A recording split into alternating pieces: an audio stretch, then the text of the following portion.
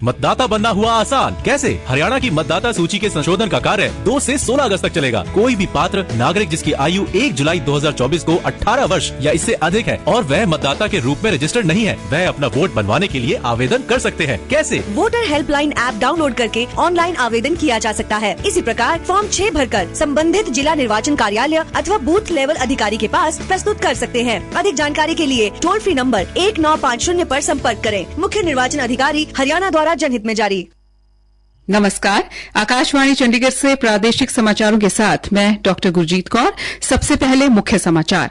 राष्ट्रपति द्रौपदी मुर्मू, उपराष्ट्रपति जगदीप धनखड़ और पीएम नरेंद्र मोदी ने पूर्व पीएम अटल बिहारी वाजपेयी की पुण्यतिथि पर दी श्रद्धांजलि। चुनाव आयोग ने आज हरियाणा और जम्मू कश्मीर के लिए विधानसभा चुनाव की घोषणा कर दी है। हरियाणा में 1 अक्टूबर को एक ही चरण में सभी 90 सीटों के लिए वोट डाले जाएंगे। दोनों राज्यों में वोटों की गिनती 4 अक्टूबर 2024 को की जाएगी। प्रधानमंत्री के एक पेड़ मां के नाम अभियान के तहत हरियाणा में आज एक साथ 51 लाख पौधे लगाए गए और हरियाणा कर्मचारी चयन आयोग द्वारा ग्रुप 56 और 57 के पदों के लिए लिखित परीक्षा आज व कल होगी। 4 जिलों में 42,000 से अधिक अभ्यर्थी देंगे परीक्षा। अब समाचार विस्तार से। राष्ट्र आज पूर्व प्रधानमंत्री और भारत रत्न अटल बिहारी वाजपेयी को उनकी पुण्यतिथि पर श्रद्धांजलि दे रहा है। नई दिल्ली में सदैव अटल स्थित अटल बिहारी वाजपेयी की समाधि पर प्रार्थना सभा का आयोजन किया गया। राष्ट्रपति द्रौपदी मुर्मू, उपराष्ट्रपति जगदीप धनखड़ और प्रधानमंत्री नरेंद्र मोदी ने सदैव अटल पर पूर्व प्रधानमंत्री अटल बिहारी वाजपेयी को पुष्पांजलि अर्पित की। लोकसभा अध्यक्ष ओम बिरला, राज्यसभा के उपसभापति हरिवंश और रक्षा मंत्री राजनाथ सिंह सहित अन्य प्रमुख नेताओं ने भी उन्हें श्रद्धांजलि दी। एक सोशल मीडिया पोस्ट में प्रधानमंत्री ने कहा कि अटल बिहारी वाजपेयी को राष्ट्र निर्माण में उनके अद्वितीय योगदान के लिए याद किया जाता है।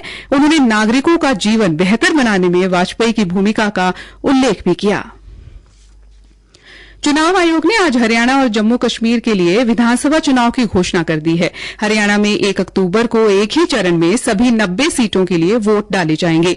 दोनों राज्यों में वोटों की गिनती 4 अक्टूबर 2024 को की जाएगी।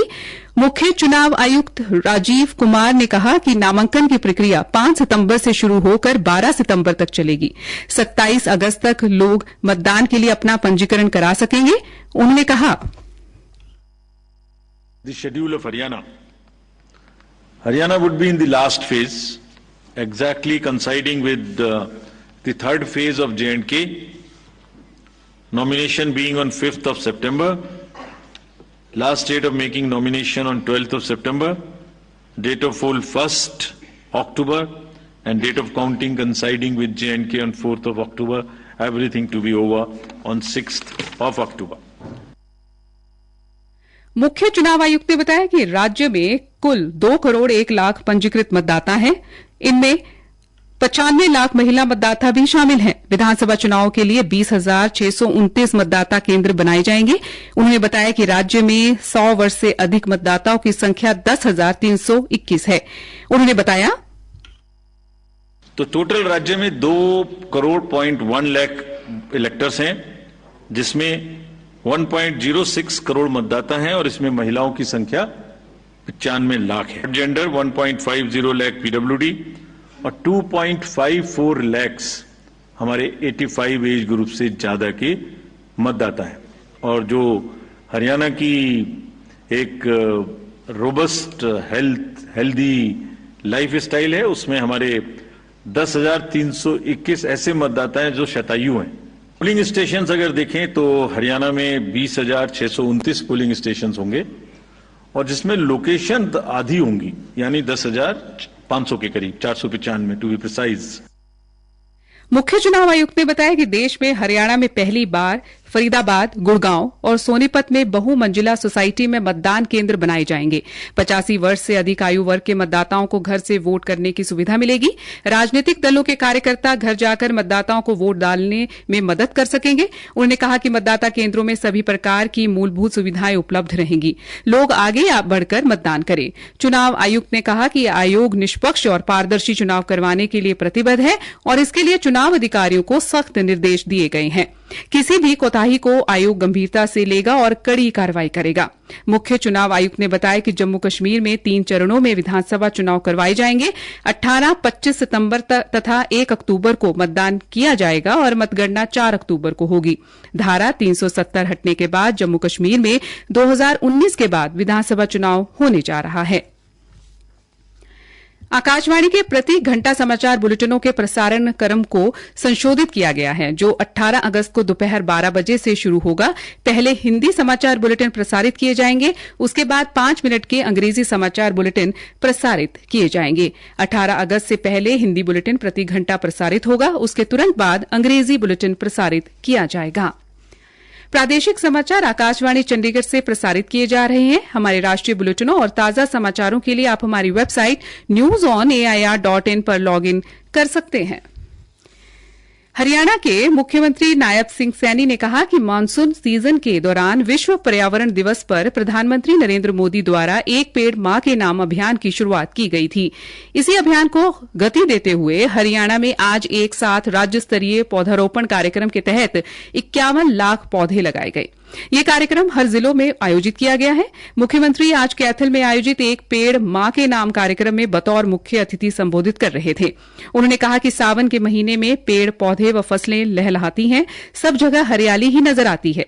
वन महोत्सव कार्यक्रम के दौरान करनाल में 20,000 पौधे एक साथ लगाए गए थे।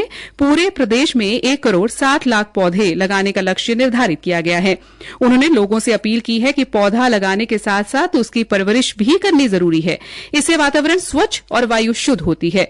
स्वच्छ पर्यावरण से व्यक्ति का स्वास्थ्य भी अच्छा रहता है। उन्होंने कहा कि कोविड महामारी के दौरान जब ऑक्सीजन की कमी महसूस की गई थी, उस समय ऑक्सीजन वन लगाने की शुरुआत की गई थी। इसी के तहत करनाल में ऑक्सी वन लगाया गया है, जिसका लोगों को फायदा मिल रहा है।